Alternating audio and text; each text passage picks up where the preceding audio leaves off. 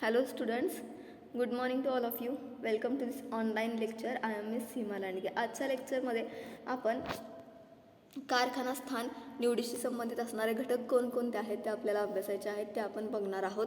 Previous lecture आपलं जे झालं त्या प्रिव्हियस लेक्चरमध्ये आपण काय पाहिलं तर कारखाना स्थान म्हणजे काय, कारखाना म्हणजे काय आणि त्याचबरोबर कारखाना स्थान निश्चिती कशा पद्धतीने केली जाते आपण अगोदरच्या लेक्चरमध्ये बघितलेलं आहे. जसं की ज्या काही वस्तू आणि सेवांचं उत्पादन करायचं असतं त्या वस्तू आणि सेवांचं उत्पादन करण्यासाठी ज्या ठिकाणी कर्मचारी, माल संपत्ती, यंत्रे, उपकरणे, साधनसामग्री एकत्रित आणली जाते अशा ठिकाणाला कारखाना असं म्हटलं जातं. मग त्या कारखाना स्थान निश्चिती कशा पद्धतीने करायची, कारखाना स्थान निश्चिती करत असताना कोणकोणते प्रदेश, कोणकोणते क्षेत्र विचारात घ्यायचे हे आपण अगोदरच्या लेक्चरमध्ये पाहिलेलं आहे. त्याचबरोबर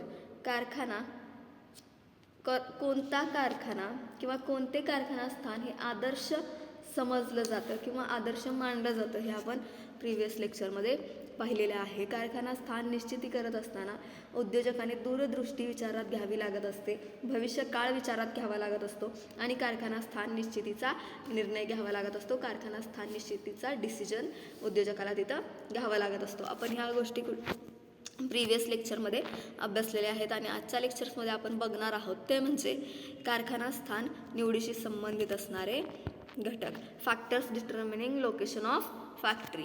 मग कोणकोणते फॅक्टर्स आहेत, कोणकोणते फॅक्टर्स आहेत त्यामध्ये जे काही कारखाना स्थान निवडीशी संबंधित असणारे घटक आहेत त्या घटकामध्ये विभागणी केलेली आहे. त्या घटकांची विभागणी 2 घटकामध्ये झालेली आहे. मग त्यामध्ये पार्ट कसे होतात, प्राथमिक घटक आणि दुय्यम घटक. आता प्राथमिक घटकालाच आपण काय म्हणू शकतो, मूलभूत घटक. प्राथमिक घटकाला आपण काय म्हणणार, मूलभूत घटक. त्यामध्ये कोणकोणते घटक येऊ शकतात तर त्यामध्ये कच्च्या मालाची उपलब्धता, कर्मचारी वर्ग, शक्ती व इंधन पुरवठा, वाहतूक व दळणवळणाच्या सोयी कोणकोणत्या आहेत, बाजारपेठांचे सान्निध्य. या पद्धतीचे 5 पॉईंट आपले येणार, 5 घटक आपले येणार. ते कशामध्ये तर प्राथमिक आणि मूलभूत घटकांमध्ये. त्यालाच आपण काय म्हणलं जाऊ शकतं किंवा त्याला आपण काय म्हणू शकतो तर त्यामध्ये प्रायमरी अँड बेसिक कंपोनंट्स. त्यामध्ये काय येऊ शकतं तर availability of raw material, stock power and fuel supply, transportation and transportation facilities, proximity to markets. या पद्धतीचे घटक येणार आहेत. कोणत्या घटकामध्ये, प्राथमिक घटकांमध्ये, मूलभूत घटकांमध्ये. मग कारखाना स्थान निश्चिती करत असताना कोणकोणते घटक विचारात घेतले जातात तर त्यामध्ये प्राथमिक घटक येतात, दुय्यम घटक येतात. आजच्या लेक्चरमध्ये आपण बघणार आहोत प्राथमिक घटक म्हणजेच मूलभूत घटक. मग ते कोणकोणते आहेत तर ते 5 आहेत. जसं की तुम्हाला टायटल दिसत असतील कोणकोणते तर availability of raw material, stock power and fuel supply, transportation and transportation facility, proximity to markets. म्हणजेच कच्च्या मालाची उपलब्धता, कर्मचारी वर्ग, शक्ती व इंधन पुरवठा, वाहतूक व दळणवळण सोयी, बाजारपेठांचे सान्निध्य. या पद्धतीचे 5 घटक आपल्याला सांगितलेले आहेत जे की कारखाना स्थान निवडीशी संबंधित असणाऱ्या घटकामध्ये येतात. कोणत्या घटकामध्ये येतात तर कारखाना स्थान निवडीशी संबंधित असणाऱ्या प्राथमिक घटकांमध्ये येतात. सो पहिला घटक आपण बघणार आहोत कच्च्या मालाची उपलब्धता. काय सांगितलं यामध्ये तर कच्च्या मालाच्या उपलब्धतेमध्ये कारखाना स्थान निश्चित करत असताना उत्पादित मालामध्ये कच्च्या मालाचे प्रमाण हे किती प्रमाणामध्ये आहे, मग ते सर्वात जास्त असते किंवा सर्वात कमी असते. बघा, उत्पादित मालामध्ये जो काही उत्पादित माल आहे आपला कारखान्यामध्ये आपण ज्या काही वस्तूंचं सेवांचं उत्पादन घेतलेलं आहे त्या मालामध्ये कच्च्या मालाचं प्रमाण सर्वात जास्त असतं आणि ते सर्वात जास्त महत्त्वाचं सुद्धा असतं. त्यामुळे ज्या ठिकाणी तुमचा कारखाना उभा करायचा आहे, ज्या ठिकाणी तुम्हाला कारखाना सुरू करायचा आहे त्या ठिकाणी उत्पादनाला लागणारा माल जो असणार आहे, कच्चा माल जो असणार आहे तो पुरेशा प्रमाणामध्ये व नियमितपणे उपलब्ध होऊ शकेल की नाही हे आपल्याला तिथं पाहावं लागतं. म्हणजेच काय, ज्या काही वस्तू आणि सेवांचं उत्पादन आपण आपल्या कारखान्यामध्ये घेणार आहोत त्यासाठी कच्चा माल हा सर्वात जास्त महत्त्वाचा असतो. त्यामुळे ज्या ठिकाणी आपल्याला कारखाना उभा करायचा आहे त्या ठिकाणी आपल्या उत्पादनाला लागणारा कच्चा माल आपल्याला पुरेशा प्रमाणामध्ये आणि नियमितपणे उपलब्ध होणार की नाही याचा विचार इथं करावा लागत असतो. आपल्याला पुरेशा प्रमाणामध्ये आणि नियमितपणे कच्चा माल उपलब्ध होऊ शकेल की नाही आपल्याला इथं पाहावं लागत असतं. कच्चा माल कमी किमतीचा पण उत्पादित मालापेक्षा वजनाने फार जड असेल तर वाहतूक खर्च कमी राहण्यासाठी कच्च्या मालाच्या जवळपास कारखाना स्थापन करणे हे सोयीचे ठरत असेल. बघा काय सांगितलंय, कच्चा माल हा कमी किमतीचा पण उत्पादित मालापेक्षा वजनाने फार जड असेल तर वाहतूक खर्च कमी राहण्यासाठी कच्च्या मालाच्या जवळपास कारखाना आपला स्थापन करणं आपल्याला सोयीचं ठरत असतं. बघा कच्च्या मालाच्या दृष्टीने आपल्याला ज्या ठिकाणी आपल्याला कच्चा माल मिळणार आहे त्याच्या जवळपास आपला कारखाना असेल तर नक्कीच तिथं आपला वाहतूक खर्च वाचणार आहे, वाहतूक खर्चामध्ये आपली तिथं बचत होणार आहे. त्यासाठी ज्या ठिकाणापासून आपल्याला कच्चा माल मिळणार आहे त्या एरियाच्या त्या ठिकाणाच्या जवळपास आपला कारखाना आपण सुरू करणं आपल्याला सोयीचं ठरत असतं. आता प्रसिद्ध अर्थतज्ञ वेबर यांनी आपल्याला काय सांगितलं, यांच्या सिद्धांतानुसार काय सांगितलं जाते तर उत्पादनास लागणारा कच्चा माल काही ठराविक भागातच होत असेल तर त्याचे पक्क्या मालात रूपांतर होताना वजनात फार मोठ्या प्रमाणात घट होत असेल तर उत्पादन खर्चात बचत होऊन उद्योगधंदा किफायतशीर होण्याच्या दृष्टीने अशा कच्च्या मालाच्या आसपासच कारखाना उभं करणं आपल्याला फायदेशीर ठरत असतं. बघा प्रसिद्ध अर्थतज्ञ वेबर यांच्या सिद्धांतानुसार सुद्धा ज्या ठिकाणी आपल्याला कच्चा माल मिळणार आहे, कच्चा माल ज्या ठिकाणी उत्पादित होतो त्या ठिकाणापासून कारखाना जर आपला जास्त दूरवरती असेल, कारखाना आणि कच्चा माल यांच्यामध्ये अंतर जर जास्त असेल तर तिथं नक्कीच आपला वाहतूक खर्च जास्त जाणार आहे आणि कच्चा माल जर उत्पादित वस्तूपेक्षा फार जड असेल तर तिथं काय होणार आहे, जास्तीत जास्त आपल्याला वाहतूक खर्च द्यावा लागणार आहे. म्हणजेच काय होणार आहे, आपले जास्तीत जास्त तिथं पैसे खर्च होणार आहेत. त्यासाठी ज्या ठिकाणी आपल्याला कच्चा माल मिळणार आहे, जास्तीत जास्त प्रमाणामध्ये उपलब्ध होणार आहे, नियमित स्वरूपामध्ये उपलब्ध होणार आहे, त्याच्या जवळपास आपण आपला कारखाना उभा करणं हे आपल्याला सोयीचं ठरत असतं, किफायतशीर ठरत असतं. ओके, त्यासाठी आपला कारखाना हा कच्च्या मालाच्या आसपास उभा करणं आपल्याला फायद्याचं ठरतं. उदाहरणार्थ काय सांगता येईल आपल्याला, साखर कारखाने, सिमेंटचे कारखाने, सूतगिरण्या, कोळसा, पोलाद हे उद्योग.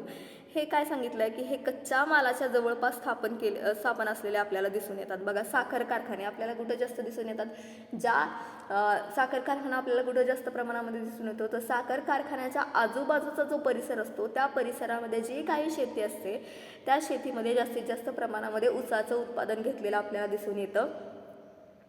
ऊसाचं उत्पादन आपल्याला तिथे जास्तीत जास्त दिसून येतं. ओके, त्याचप्रमाणे सिमेंटचे कारखाने असतील, सूतगिरण्या असतील, कोळशाच्या खाणी असतील, कोळशाच्या खाणीच्या शेजारीच कोळशाचे कारखाने उभे झालेले आपल्याला दिसून येतात. त्यानंतर माती, वाळू, पाणी यासारखे जे पदार्थ आहेत, बघा कोणते पदार्थ सांगितलेत, माती, वाळू, पाणी. माती, वाळू, पाणी यासारखे जे पदार्थ आहेत ते सर्वत्र उपलब्ध असल्याने बघा पाणी आपल्याला सगळीकडे उपलब्ध होते, वाळू आपल्याला सगळीकडे उपलब्ध होते, माती आपल्याला सगळीकडे उपलब्ध होते. हे जे सर्व पदार्थ आहेत हे सर्वत्र आपल्याला उपलब्ध असल्याने कारखाना स्थान निवडीवरती या 3 घटकांचा परिणाम होतो का, तरी कारखाना स्थान निश्चिती करत असताना हे 3 घटक विचारात घेतले जातात का, तर कारखाना स्थान निश्चिती करत असताना पाणी, वाळू, माती हे 3 घटक विचारात घेतले जात नाहीत. याच्या व्यतिरिक्त कोणता घटक महत्त्वाचा असतो विचारात घेतला जातो, तो म्हणजे वीज असेल, लाईट असेल. ओके, त्यासाठी लक्षात घ्या, कारखाना स्थान निश्चिती करत असताना पाणी, माती, वाळू हे 3 घटक विचारात घेतले जात नाहीत. ओके, हे 3 घटक विचारात घेतले जात नाहीत. म्हणूनच कारखाना स्थान निश्चिती करत असताना, कारखान्याची जागा निवडत असताना माती, वाळू आणि पाणी या 3 घटकांचा परिणाम कारखाना स्थान निश्चितीवरती होत नाही. असं कोणी म्हणलंय तर प्रसिद्ध अर्थतज्ञ अल्फ्रेड वेबर यांनी असं सांगितलंय की कारखाना स्थान निश्चिती करत असताना माती, वाळू, पाणी या 3 घटकांचा कारखाना स्थान निश्चितीवरती परिणाम कोणत्याही पद्धतीचा होत नाही. कारण या 3 घटक जे आहेत, या 3 गोष्टी ज्या आहेत, हे 3 पदार्थ जे आहेत ते आपल्याला सगळीकडे अवेलेबल असतात, सगळीकडे उपलब्ध असतात.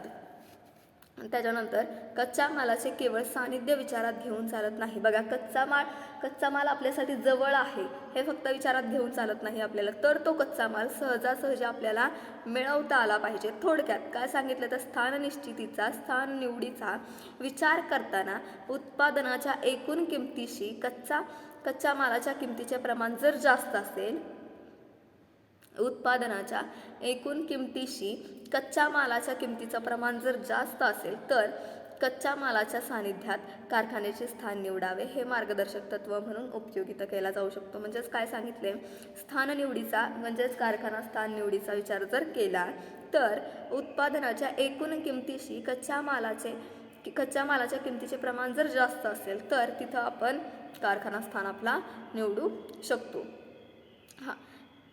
आणि कच्चा माल जर आपल्याला परदेशातून आणावा लागत असेल तर तो पण तिथं आपल्याला खर्चिक जाणार आहे. काय सांगितलं जाते, कच्चा माल जर आपल्याला परदेशातून आणावा लागत असेल तर कच्च्या मालाच्या सानिध्याचा प्रश्नच तिथं उद्भवत नाही, कारण जे काही आपल्याला येणार ते ऑलरेडी बाहेरच्या देशामधून येणार आहे. ओके, तर अशा बाबतीत कारखाने हे प्रमुख बंदरांच्या सानिध्यामध्ये उभे केले जातात. यामुळे काय होतं तर वाहतूक खर्च कमीत कमी होते, वाहतूक खर्चामध्ये जास्तीत जास्त आपल्याला बचत करता येते. बघा, जर आपल्याला परदेशातून कच्चा माल येत असेल, कच्चा माल आपण विदेशातून घेत असू, परदेशातून घेत असू, तर आपले कारखाने कुठं असायला पाहिजेत. आता आपल्याला जर अमेरिकेवरून कच्चा माल आपल्याला अमेरिकेवरून जर येणार असेल आणि आपण जर महाराष्ट्रामध्ये किंवा कर्नाटकमध्ये आपण कारखाना उभा केला तर चालणार आहे का, तर नाही. कच्चा माल जो येणार आहे तो आपल्याला कसा येणार असतो, तर सागराद्वारे, समुद्राद्वारे आपल्याला जहाजामधून कच्चा माल हा येणार असतो. तर त्यासाठी जे काही जहाजाची बंदरं असतील त्या बंदराच्या जवळ आपला कारखाना आपण कारखाना सुरू करणं आपल्याला नेहमीच फायदेशीर ठरणार आहे. यामुळे काय होतं तर जो काही आपला ट्रान्सपोर्टेशन कॉस्ट असते, वाहतूक खर्च जो असतो तो आपल्याला कमीत कमी प्रमाणामध्ये येतो. वाहतूक खर्च आपल्याला कमीत कमी प्रमाणामध्ये येतो, म्हणजेच आपली ट्रान्सपोर्टेशन कॉस्ट काय होते, सेव्ह होते, वाहतूक खर्चामध्ये आपली बचत होते आणि ती बचत ही जास्तीत जास्त प्रमाणामध्ये होते आपल्यासाठी. ओके, हा झाला आपला पहिला पॉईंट. काय टायटल होतं, कच्च्या मालाची उपलब्धता, अवेलेबिलिटी ऑफ रॉ मटेरियल. हा झाला आपला पहिला पॉईंट आणि महत्त्वाचा पॉईंट.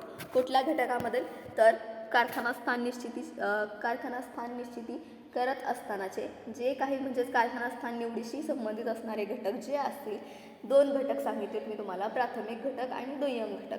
तर प्राथमिक घटकामध्ये आपण पहिला पॉईंट बघितला आहे आज, कच्च्या मालाची उपलब्धता, अवेलेबिलिटी ऑफ रॉ मटेरियल. त्यानंतर दुसरा पॉईंट आहे तो म्हणजे काय आहे, तो म्हणजे कर्मचारी वर्ग, वर्कफोर्स तुम्ही म्हणू शकता इथं, कर्मचारी वर्ग.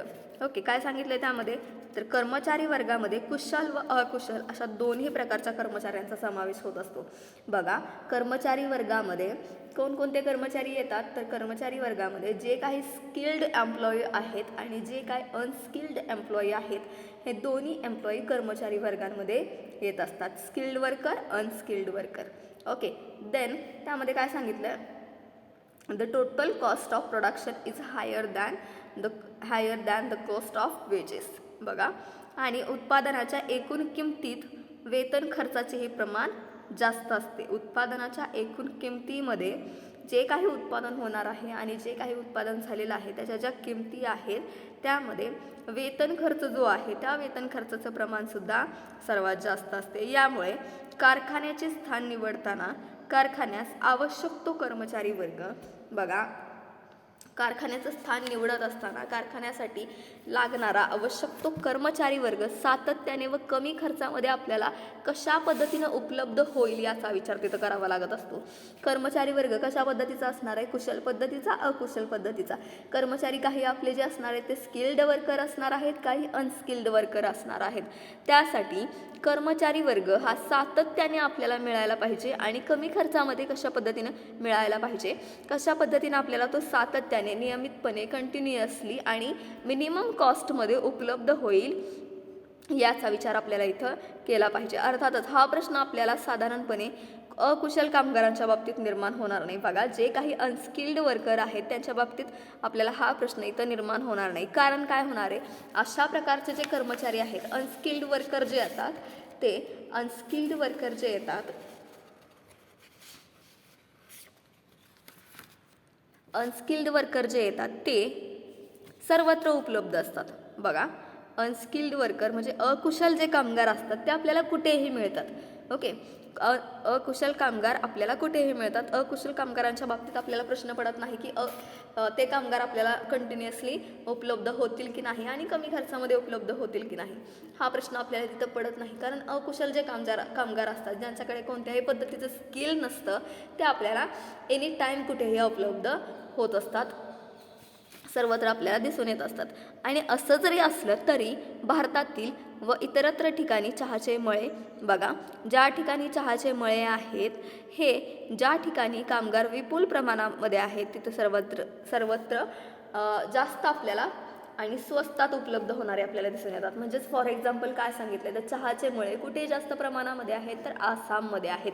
आणि चहाचे मळे आसाममध्ये आहेत, तर अकुशल कामगार सुद्धा तिथे जास्तीत जास्त प्रमाणामध्ये आपल्याला दिसून येतात. ते सर्वत्र उपलब्ध असतात. त्यामुळं कर्मचारी वर्गामध्ये प्रश्न आपल्याला निर्माण कुठल्या कर्मचाऱ्यांबाबतीत होतो की कुशल कर्मचारी, skilled worker. Okay, skilled worker ज्यांना प्रॉपर त्या कामाचं नॉलेज आहे, ते कर्मचारी आपल्याला जास्तीत जास्त प्रमाणामध्ये उपलब्ध होत नाहीत. आणि जर झाले तर ते आपल्याला कमीत कमी खर्चामध्ये उपलब्ध होत नाहीत. आपलं म्हणणं काय आहे, तर आपल्याला कर्मचारी वर्ग हा सातत्याने कंटिन्युअसली आपल्याला तो उपलब्ध पाहिजे आणि कमीत कमी खर्चामध्ये उपलब्ध पाहिजे. मग हा प्रश्न कोणत्या कर्मचाऱ्यांबाबतीत निर्माण होतो, तर अकुशल कर्मचारी जे आहेत त्या कर्मचाऱ्यांच्या बाबतीमध्ये हा प्रश्न काय होत असतो, निर्माण होत असतो. ओके, त्याचबरोबर कुशल कर्मचारी हे सर्वत्र उपलब्ध असत नाहीत. बघा, स्किल्ड वर्कर जे आहेत ते सर्वत्र उपलब्ध असतात का, तर नाही, ते कमी प्रमाणामध्ये असतात आणि ते सर्वत्र उपलब्ध नसतात. ज्यामुळे काय होतं, कारखान्यामध्ये कुशल अर्धकुशल कामगार मोठ्या प्रमाणावर लागतात. असे कारखाने या प्रकारचे कामगार जेथे उपलब्ध असतील त्या ठिकाणी स्थापन करावे लागतात. बघा काय सांगितलंय, ज्या ठिकाणी मोठमोठ्या प्रमाणामध्ये IT कॉलेजेस वगैरे असतील, ITचे कॉलेजेस वगैरे जे असतील, ते कॉलेजेसच्या जवळपास IT कंपन्या मोस्टली उभ्या केल्या जातात की जेणेकरून कुशल कामगार, अर्धकुशल कामगार आपल्याला उपलब्ध होतील. ओके, त्यानंतर काय सांगितलंय की सध्याच्या वाहतुकीच्या साधनांचा विचार करता कर्मचारी वर्गांची उपलब्धता हा तितका परिणामकारक घटक राहिलेला नाही. बघा, सध्याची ट्रान्सपोर्टेशन विचारात घेऊन, सध्याची ट्रान्सपोर्टेशन कॉस्ट विचारात घेऊन कर्मचारी वर्ग हा तितकाही महत्त्वाचा राहिलेला नाही. कारण यंत्रसामग्री इतक्या प्रमाणामध्ये आलेली आहे काम करण्यासाठी की कर्मचारी वर्गाची जास्तीत जास्त गरज आपल्याला लागत नाही. गरज लागते, परंतु जास्तीत जास्त प्रमाणामध्ये गरज लागत नाही. कारण कर्मचारी वर्ग काय करू शकतात, स्थलांतर करू शकतात. कर्मचारी एका ठिकाणाहून दुसऱ्या ठिकाणी जाऊ शकतात. मग कर्मचारी जर एका ठिकाणाहून दुसऱ्या ठिकाणी गेले तर आपण आपला कारखाना उचलायचा आणि एका ठिकाणाहून दुसऱ्या ठिकाणी घेऊन जायचं का, तर नाही, तसं आपण तिथं करू शकत नाही. कर्मचारी एका ठिकाणावरून दुसऱ्या ठिकाणी जातात. यामुळे काय होतं, तर प्रत्यक्ष कारखान्याच्या जवळपास अगदी कुशल कामगार उपलब्ध नसले तरी त्यांना वेळोवेळी आपल्याला, बघा, प्रत्यक्ष कारखान्याच्या ठिकाणी कुशल कामगार हे उपलब्ध नसले तरी काय करावं लागतं, आपल्याला वेळोवेळी त्यांना कारखान्यामध्ये कामासाठी येण्यासाठी त्यांना काय करावं लागतं, वेळोवेळी आपल्याला प्रलोभने त्यांना दाखवावी लागत असतात. त्यांना लांबूनच, त्यांना दुरूनच काय करावं लागत असतं, आपल्याला आकर्षित करावं लागत असतं, आपल्या कारखान्यामध्ये आकर्षित करावं लागत असतं. मग आकर्षित कशा पद्धतीने केलं जातं, तर आम्ही तुम्हाला जास्तीत जास्त प्रमाणामध्ये वेतन देऊ, जे काही तुमची सॅलरी असेल ती जास्तीत जास्त प्रमाणामध्ये तुम्हाला देऊ, तुमचे कामाचे तास आम्ही कमी करू, किंवा तुम्हाला ओव्हरटाईम जो केला जातो तो जास्तीत जास्त प्रमाणामध्ये दिला जाईल. त्याचबरोबर त्यांच्यासाठी राहण्याची सोय केली जाईल. ह्या पद्धतीच्या वेगवेगळ्या सोयी त्यांना दिल्या जातात आणि त्यांना काय केलं जातं, आकर्षित केलं जातं. वेगवेगळ्या पद्धतीच्या फंड तुम्हाला दिले जातील, बोनस तुम्हाला दिले जातील. या पद्धतीच्या वेगवेगळ्या सोयी त्यांच्यासाठी उपलब्ध करून त्यांना काय करावं लागत असतं, आकर्षित करावं लागत असतं की जेणेकरून कर्मचाऱ्यांनी आपला कारखाना सोडून दुसऱ्याकडे स्थलांतर करू नये. तसेच त्यांना वेगवेगळ्या पद्धतीचे प्रशिक्षण देऊन कुशल कामगार आपल्याला तयार करावे लागत असतात आणि त्यासाठी वेळ आपला जास्तीत जास्त जातो आणि ही जी पद्धत आहे ती जास्तीत जास्त खर्चिकसुद्धा आहे. त्यामुळे आपला उत्पादन खर्च जो आहे तो सुद्धा इथं वाढण्याची शक्यता असते.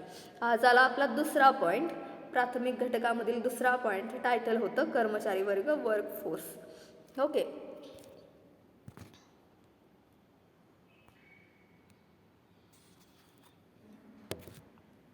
त्यानंतरचा तिसरा पॉईंट आहे तो म्हणजे शक्ती व इंधन पुरवठा. यामध्ये काय सांगितलंय? शक्ती व इंधन पुरवठा. टायटल व्यवस्थित ऐकायचं. शक्ती व इंधन पुरवठा. यामध्ये कारखाना स्थान निवडीवर शक्ती व इंधन पुरवठा या घटकाचाही परिणाम होतो. बघा, कारखाना स्थान निवडीवरती शक्ती आणि इंधन पुरवठा या घटकाचाही परिणाम होतो. आपण सर्व घटक जे बघतोय ते म्हणजे कारखाना स्थान निवडीवरती परिणाम करणारे घटक. त्यामध्ये तिसरा घटक आहे तो म्हणजे टायटल काय सांगितलंय? शक्ती व इंधन पुरवठा.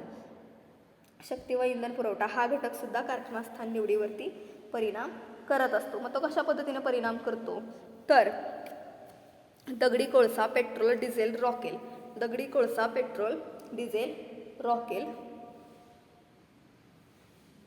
व अन्य खनिजे असतील वेगवेगळी. त्यामध्ये वेगवेगळे ऑइल्स असतील, लाईट असेल, वीज असेल, पाणी असेल इत्यादी वस्तूंचा अथवा बाबतींचा शक्ती साधनात समावेश होतो. पूर्वीच्या काळी कोळसा हा प्रामुख्याने काय होतो? शक्ती साधन म्हणून वापरला जात असायचा. अगोदरचा जो काळ होता त्या अगोदरच्या काळामध्ये शक्ती साधन म्हणून काय वापरलं जात होतं? तर कोळसा. ओके. कोळसा, कॉईल, कोल काय केलं जात होतं? जास्तीत जास्त प्रमाणामध्ये वापरला जात होता शक्ती साधन म्हणून. ओके.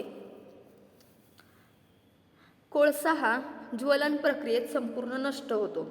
कोळसा हा ज्वलन प्रक्रियेमध्ये काय होत असतो? संपूर्ण नष्ट होत असतो. परंतु दगडी कोळसा जो असतो तो वजनाला कसा असतो? जड असतो. दगडी कोळसा हा वजनाला कसा असतो? जड असतो. आणि दगडी कोळशाच्या खाणीपासून कारखाना हा जास्तीत जास्त दूर जर आपण स्थापन केला तर कोळसा वेळेवर आपल्याला मिळेल की नाही याची तिथं आपल्याला गॅरंटी नसते. आणि जर कोळसा आपल्याला मिळाला वेळेवरती तर तो आपल्याला वाहतूक करण्यासाठी जास्तीत जास्त खर्च आपल्याला तिथं द्यावा लागत असतो. जास्तीत जास्त खर्च आपल्याला तिथं करावा लागत असतो. कारण कोळसा जो असतो तो वजनाने कसा असतो? जड असतो. त्यासाठी वाहतुकीला आपल्याला जास्तीत जास्त खर्च तिथं द्यावा लागतो. वाहतुकीचा खर्च आपल्याला जास्त येतो. यामुळे कोळसा खाणीच्या जवळपास लोखंड, पोलाद कारखाने उभारलेले आपल्याला दिसून येतात. बघा, कोळशाच्या खाणी जिथं आहेत त्याच्या जवळपासच्या एरियामध्ये लोखंड आणि पोलादचे कारखाने उभारलेले आपल्याला दिसून येतात. परंतु आता जलविद्युत निर्मिती मोठ्या प्रमाणामध्ये झालेली असल्यामुळे काय झालंय? शक्ती साधन म्हणून बहुतेक व सर्व उद्योगामध्ये जलविद्युत निर्मितीचा वापर केला जातो आणि कारखाना स्थान निवडीमध्ये शक्ती साधनाच्या सानिध्याचा प्रश्न निर्माण होत नाही. वीज कितीही दूरवरती आपल्याला नेता येते व हे शक्ती साधन फार स्वस्त पडतं. बघा, वीज ही सर्वत्र उपलब्ध आहे आणि आपल्याला ती एका ठिकाणाहून कुठंही नेता येते. आणि काय होतं? जास्तीत जास्त आपल्याला ट्रान्सपोर्टेशनचा, वाहतुकीचा संबंध येत नाही, वाहतुकीचा खर्च येत नाही. म्हणजेच काय होतं? तर हे आपल्याला स्वस्त पडतं, उद्योजकाला स्वस्त पडतं. ज्या व्यक्तीला कारखाना उभा करायचा आहे त्यासाठी वीज हे शक्ती साधन फार स्वस्त पडतं. अर्थात अजूनही काही उद्योगधंदे आहेत की आत्ताच्या सिच्युएशनमध्ये सुद्धा 21व्या युगामध्ये सुद्धा आत्ताच्या सिच्युएशनला काही उद्योगधंदे असे आहेत की ते आणखीन पारंपरिक पद्धतीनं कोळशाचा उपयोग करत आहेत. परंतु ते उद्योगधंदे कसे असायला पाहिजे? ज्या ठिकाणी कोळशाच्या खाणी आहेत त्याच्या आसपास, त्याच्या जवळपास ते उद्योगधंदे असायला पाहिजेत. हे झालं तिसरा पॉईंट, शक्ती व इंधन पुरवठा. ओके. प्राथमिक घटक आपण बघत आहोत. त्यामधला तिसरा पॉईंट आपण बघितला आहे की ज्याचं टायटल होतं शक्ती व इंधन पुरवठा, इंग्लिशमध्ये power and fuel supply. Then number 4 point title is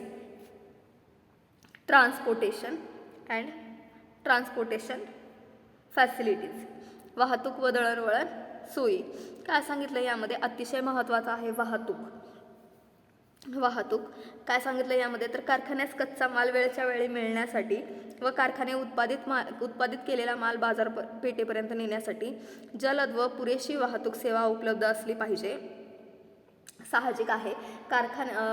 ज्या ठिकाणी कारखाना आहे त्या कारखान्यामध्ये कच्चा माल वेळेमध्ये पोहोचला तरच वेळेमध्ये वस्तूंचं उत्पादन घेतलं जाणार आहे. त्यासाठी कच्चा माल कारखान्यामध्ये योग्य वेळेमध्ये टाईममध्ये पोहोचण्यासाठी वाहतुकीची गरज आपल्याला लागते आणि जो काही कारखान्यामध्ये उत्पादित केलेला माल आहे तो योग्य टाईमामध्ये योग्य वेळेमध्ये बाजारपेठेमध्ये ग्राहकांपर्यंत पोहोचणं अतिशय आवश्यक आहे. तर उत्पादित केलेल्या वस्तू किंवा सेवा ज्या असतील त्या योग्य वेळेमध्ये ग्राहकांपर्यंत पोहोचणं बाजारपेठेमध्ये पोहोचणं गरजेचं आहे. त्यासाठी आपल्याला नक्कीच वाहतुकीची सेवा उपलब्ध असणं गरजेचं आहे. कारखान्याचे जीवित हे वाहतुकीवर अवलंबून असते असे म्हटल्यास अतिशयोक्ती होणार नाही. चांगल्या वाहतुकीमुळे कारखान्याचा कायम प्रवाह हा संत व अखंडित चालू राहतो. बघा, अतिशय महत्त्वाचं सांगितलं की ज्या वेळेला तुमचं ट्रान्सपोर्टेशन जे असेल ते तुमचं कंटिन्युटी चालू असेल, तुमच्या ट्रान्सपोर्टेशनमध्ये कंटिन्युटी चालू असेल, वाहतूक ही तुमची नियमित चालू असेल तर नक्कीच त्या कारखान्यामध्ये खंड पडणार नाही, कारखाना मध्येच बंद पडणार नाही. ग्राहकाच्या डिमांड ह्या वेळेवरती पूर्ण केले जातील. कच्च्या मालात फार भांडवल गुंतवणूक करावी लागणार नाही, कारण कमीत कमी वेळेमध्ये लवकरात लवकर वाहतूक करून कच्चा माल कारखान्यापर्यंत पोच केला जातो. कारखान्यातून कच्च्या मालावरती योग्य त्या प्रक्रिया करून वस्तूंचं उत्पादन घेऊन वस्तू ह्या ग्राहकाच्या मागणीनुसार योग्य वेळेमध्ये बाजारपेठेमध्ये पोहोचवल्या जातात. त्यामुळे काय आहे, तिथे जास्तीत जास्त वाहतुकीचा खर्च येणार नाही, कारखाना बंद पडणार नाही, कारखाना नियमितपणे चालू राहणार आणि माल संग्रहणाचा माल स्टोअर करण्याचा खर्च तिथं जास्तीत जास्त येणार नाही, कारण माल स्टोअर हा जास्तीत जास्त करावा लागणार नाही. करावा जरी लागला तरी तिथं जो खर्च येणार आहे तो खर्च काय असणार आहे, अतिशय कमी प्रमाणामध्ये असणार आहे. कारण योग्य वेळेमध्ये जर मार्केटमध्ये बाजारपेठेमध्ये ग्राहकाच्या डिमांडनुसार जर वस्तू पोहोच केली जात असेल तर नक्कीच जास्तीत जास्त मालाचं संग्रहण तिथं करावं लागणार नाही आणि उत्पादित वस्तू ह्या पडून राहणार नाहीत.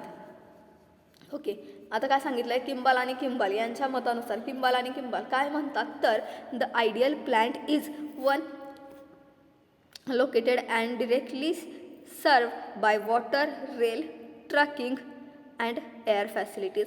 काही उद्योगाच्या बाबतीत स्थाननिश्चितीमध्ये केवळ वाहतूक याचा घटकाचा विचार केला जातो. बघा, काही उद्योग असे आहेत की तिथं फक्त वाहतुकीचा विचार केला जातो. कारखाना स्थान निश्चिती करताना फक्त वाहतुकीचा विचार केला जातो. तर कमीत कमी वाहतूक खर्चात जास्तीत जास्त वाहतूक व्हावी या दृष्टीने वाहतुकीची साधने कोणत्या प्रकारची पाहिजेत किंवा कोणत्या प्रकारची वाहतुकीची साधने आपल्याकडे असली पाहिजेत हे इथं ठरवलं जातं. हरियाणातील फरीदाबाद हे औद्योगिक क्षेत्र होण्याचं मुख्य कारण म्हणजे तिथे उपलब्ध असलेली रेल्वे व रस्ता वाहतूक हे सेवा होय. बघा काय सांगितलंय, हरियाणामधील फरीदाबाद हे औद्योगिक क्षेत्र हे सर्वात मोठे औद्योगिक क्षेत्र आहे आणि ते सर्वात मोठे औद्योगिक क्षेत्र होण्याचं कारण काय आहे तर तिथं असणारी वाहतुकीची सेवा, तिथं असणारे वाहतुकीचे रस्ते, चांगल्या पद्धतीचे रस्ते, चांगल्या पद्धतीच्या रेल्वेच्या सेवा की जेणेकरून सर्व माल हा वेळेवरती योग्य टाईमला पोहोचला जातो. त्याचप्रमाणे कोलकाता असेल, मुंबई असेल, चेन्नई असेल या शहरांना सुद्धा औद्योगिकदृष्ट्या महत्त्व हे जास्तीत जास्त लाभलेलं आपल्याला दिसून येतं. कारण या ठिकाणी सुद्धा वाहतूक जी आहे, वाहतुकी सेवा जी आहे, चांगल्या पद्धतीच्या वाहतूक सेवा तिथं उपलब्ध आहेत. वाहतुकी इतकं दळणवळण साधनांची सुद्धा सोय करणं महत्त्वाचे आहे, सोय असणं महत्त्वाचे आहे. वाहतूक जेवढी महत्त्वाची आहे तेवढेच आपल्याला दळणवळण सुद्धा महत्त्वाचं आहे. मग त्यामध्ये काय येतं तर त्यामध्ये कारखान्याच्या व्यवस्थापकांना अनेक प्रकारची माहिती सत्वर उपलब्ध होणे आवश्यक असते. बघा, कारखान्याचे व्यवस्थापक जे असतील त्यांच्यासाठी जी काही माहिती आहे ती माहिती योग्य वेळेमध्ये उपलब्ध होणं अतिशय आवश्यक असते, कारण या माहितीच्या आधारे त्यांना अत्यंत महत्त्वाचे डिसिजन घ्यायचे असतात, निर्णय घ्यायचे असतात आणि व्यवस्थापकाचे अचूक निर्णय हे त्या माहितीवरती अवलंबून असतात आणि त्यांच्या निर्णयावरती, व्यवस्थापकांच्या निर्णयावरती उद्योग घटकाचे यश हे अवलंबून असते. बघा, प्रत्येक गोष्ट एकमेकांवरती अवलंबून आहे. सो त्यासाठी दळणवळणाच्या साधनांची सुद्धा सोय असणं अतिशय महत्त्वाचे आहे. सध्याच्या युगामध्ये दळणवळण खूप सोपं झालेलं आहे करणं. माहिती एका ठिकाणाहून दुसऱ्या ठिकाणी पोहोचवणं, क्षणामध्ये माहिती एका ठिकाणाहून दुसऱ्या ठिकाणी पोहोचवते. हा झाला चौथा पॉईंट. टायटल होतं ट्रान्सपोर्टेशन अँड ट्रान्सपोर्टेशन सर्व्हिसेस किंवा फॅसिलिटी आपण म्हणतो, वाहतूक व दळणवळणाच्या सोयी, ट्रान्सपोर्टेशन अँड कम्युनिकेशन फॅसिलिटीज. त्यानंतर 5वा पॉईंट आहे तो म्हणजे बाजारपेठांचे सानिध्य. यामध्ये काय सांगितलं तर उद्योग घटकांची जागा निश्चित करण्यामध्ये बाजारपेठेचा विचार हा अतिशय महत्त्वाचा ठरत असतो. उद्योग घटकांची जागा निश्चित करण्यामध्ये जे काही उद्योग घटक आहेत त्यांची जागा प्रॉपर ठरवण्यामध्ये बाजारपेठांचा विचार खूप महत्त्वाचा केला जातो. बाजारपेठ आणि कारखाना यामध्ये जर अंतर जास्तीत जास्त प्रमाणामध्ये असेल तर तुमच्या वस्तूला कितीही प्रमाणामध्ये डिमांड असली तरी ती डिमांड पूर्ण करण्यासाठी तुम्ही तिथं सक्षम नसणार आहात. कारण योग्य वेळेवरती जर तुमची वस्तू मार्केटमध्ये ग्राहकांपर्यंत पोहोचली नाही तर त्या वस्तूला काही किंमत राहणार नाही. तो त्यासाठी पक्क्या मालात रूपांतर करत असताना कच्च्या मालाच्या वजनामध्ये घट होत नसेल तर उद्योग घटकाची स्थापना कच्च्या मालाच्या क्षेत्राच्या जवळपास न करता बाजारपेठांच्या जवळपास केली पाहिजे. बघा काय सांगितले, उद्योग घटकाची स्थापना कच्च्या मालाच्या क्षेत्राच्या जवळपास न करता ती बाजारपेठांच्या जवळपास केली पाहिजे. उदाहरणार्थ कापूस स्वच्छ करणे, त्यातील सरकी काढून टाकणे, कापसाच्या गाठी बांधणे या प्रक्रियात कापसाचे वजन हे घटत असते आणि याचे कारखाने कापूस उत्पादनाच्या जवळपास असतात. तर सूतगिरण्या, कापड गिरण्या यांच्या उत्पादनात वजन घटण्याचा प्रश्न निर्माण होत नाही आणि या गिरण्या बाजारपेठांच्या शेजारी स्थापन केल्या जातात. तसेच उपभोग्य वस्तूंचे उत्पादन असल्यास त्यांचे कारखाने बाजारपेठांच्या जवळपास असतात. कारण उपभोक्त्यांच्या आवडीनिवडी, चव, सवयी ज्या पद्धतीनं बदलतात, ट्रेंड ज्या पद्धतीनं चेंज होतात, फॅशन ज्या पद्धतीनं बदलते, त्या पद्धतीने ज्या पद्धतीनं बाजारपेठेमध्ये चेंज होईल त्या पद्धतीच्या वस्तू आपल्याला लवकरात लवकर ग्राहकांपर्यंत पोहोचवायच्या असतात, मार्केटमध्ये आणायच्या असतात. त्यामध्ये बदल करण्यासाठी आपले कारखाने असतील, आपले उद्योग जे असतील ते बाजारपेठांच्या जवळ असणं अतिशय महत्त्वाचं आहे. हे झाले प्राथमिक घटक जे की आपण पाहिले. 5 प्राथमिक घटक आपण पाहिले. त्यामध्ये पहिलं होतं कच्च्या मालाची उपलब्धता, त्यानंतर कर्मचारी वर्ग, त्यानंतर शक्ती व इंधन पुरवठा, त्यानंतर वाहतूक व दळणवळणाच्या सोयी आणि लास्टचं होतं बाजारपेठाचे सानिध्य. हे कोणते घटक तर प्राथमिक घटक. आपण काय पॉईंट बघितलाय तर कारखाना स्थान निश्चितीवरती परिणाम करणारे जे घटक आहेत, कारखाना स्थान निश्चितीशी रिलेटेड असणारे, निवडीशी संबंधित असणारे जे घटक आहेत ते घटक आपण बघतोय. त्यामध्ये त्या घटकांचं त्या घटकाची विभागणी जी आहे ती 2 प्रकारामध्ये केलेली आहे. पहिले घटक जे आहेत ते प्राथमिक घटक आहेत, त्यालाच आपण मूलभूत घटक असे म्हणतो, प्रायमरी घटक आहेत ते. त्यानंतर दुसरे जे आहेत ते आहेत सेकंडरी, दुय्यम घटक. प्राथमिक घटक आणि दुय्यम घटक या पद्धतीचे 2 घटक होते. पहिला होता availability of raw material, then staff, then power and fuel supply, then transportation facilities and proximity to markets. बाजारपेठांचे सानिध्य या पद्धतीचे 5 घटक आहेत जे की आपण प्राथमिक घटकामध्ये पाहिलेत. नेक्स्ट लेक्चर जे असणार आहे आपलं, त्या नेक्स्ट लेक्चरमध्ये आपण दुय्यम किंवा सहाय्यक घटक जे आहेत ते घटक आपण बघणार आहोत. त्या घटकामध्ये किती घटक येतात तर त्या घटकामध्ये दुय्यम घटकामध्ये येतात 7 घटक. टायटल असतील बँकिंग व पत सुविधा, नैसर्गिक किंवा भौगोलिक परिस्थिती, यंत्रसामग्रीच्या दुरुस्तीच्या सोयी, सरकारी धोरण व कायदे, सहाय्यक व पूरक उद्योग, लोकांच्या आवडीनिवडी, स्पर्धात्मक उद्योग या पद्धतीचे वेगवेगळे घटक आहेत जे की दुय्यम घटकामध्ये येतात. ते आपण नेक्स्ट लेक्चरला बघणार आहोत. आजच्या लेक्चरमध्ये आपण काय पाहिले, कोणते घटक आहेत अशा पद्धतीचे जे की कारखाना स्थान निवडीवरती परिणाम करतात. कारखाना स्थान निश्चिती करत असताना परिणाम करणारे घटक कोणकोणते आहेत, त्यामध्ये प्राथमिक घटक, दुय्यम घटक, त्यामध्ये आपण प्राथमिक घटक आजच्या लेक्चरमध्ये कंप्लीट केलेले आहेत.